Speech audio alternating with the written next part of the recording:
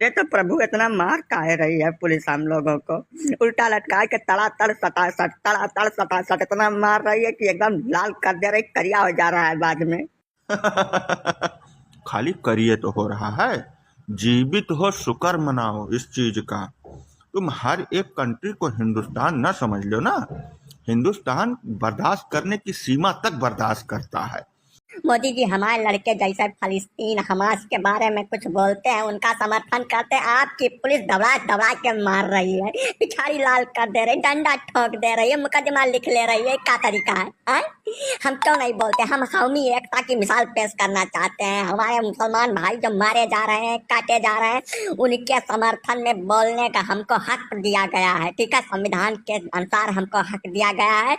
हमारा मुंह क्यों बंद कराया जा रहा है, बताइए हमको। शुक्र मनाओ, खाली मुंह बंद कराया जा रहा है। मैं हवा पानी नहीं बंद किया, नहीं तड़पड़ा के मत जाओगे यहीं पर, 75 नहीं होगा तुम्हारा।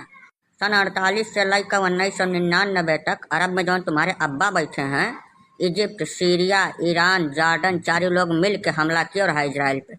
मारा, दौड़ा दौड़ा के एक एक को खदेड़ खदेड़ के मारा, 600 किलोमीटर जमीन तक कब्जा कर लिया। तब कहाँ थी तुम्हारी कमी एकता? नौटंकी बतवा रहे हो।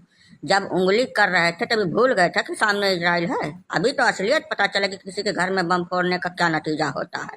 ये तो प्रभु इतना मार काहे रही है पुलिस हम लोगों को। उल्टा लटका के तड़ातड़ सटासट इतना मार रही है कि एकदम लाल कर दे रही, करिया हो जा रहा है बाद में। खाली करिए तो हो रहा है, जीवित हो शुक्र मनाओ इस चीज का। तुम हर एक कंट्री को हिंदुस्तान न समझ लो ना। हिंदुस्तान बर्दाश्त करने की सीमा तक बर्दाश्त करता है। हर एक देश ऐसा नहीं होता। तुमको ये चीज समझना चाहिए। हमास में जितने तुम्हारे घनचक्कर बैठे हैं, वो जब तक एक एक को खत्म नहीं कर देगा तब तक शांति से नहीं बैठेगा, जितनी मर्जी तुम पे चिल्लाते रहो। मवेशी जी, तुम बात की गहराई को समझ नहीं रहे हो, ऊपर ऊपर लौट रहे हो केवल। इस पूरे विश्व में अगर किसी विशेष कौम के साथ अत्याचार हुआ है तो वो था यहूदी धर्म। यहूदी धर्म के 60 लाख व्यक्तियों की हत्या की गई है, नरसंहार किया गया है यहूदियों का। अगर उन्होंने पूरे विश्व से लड़ भिड़ के किसी तरीके से एक जमीन हासिल कर ली, अपनी मेहनत, अपने दिमाग और अपनी लगन से विकसित देश बन गए, तो उनके साथ छेड़खानी करने का मतलब क्या रह जाता है तुम्हारा? अब तो वो एक एक को पहले खड़ा करेगा बहरे निकाल के। जितने तुम्हारे चरमपंथी हैं, उग्रवादी, आतंकवादी, जो भी तुम उनको बोल लो, वो हमास से सबको निकाल निकाल के लाइन में खड़ा करेगा, नंगा करेगा, उसके बाद गिनती करेगा, तब गोली मारेगा।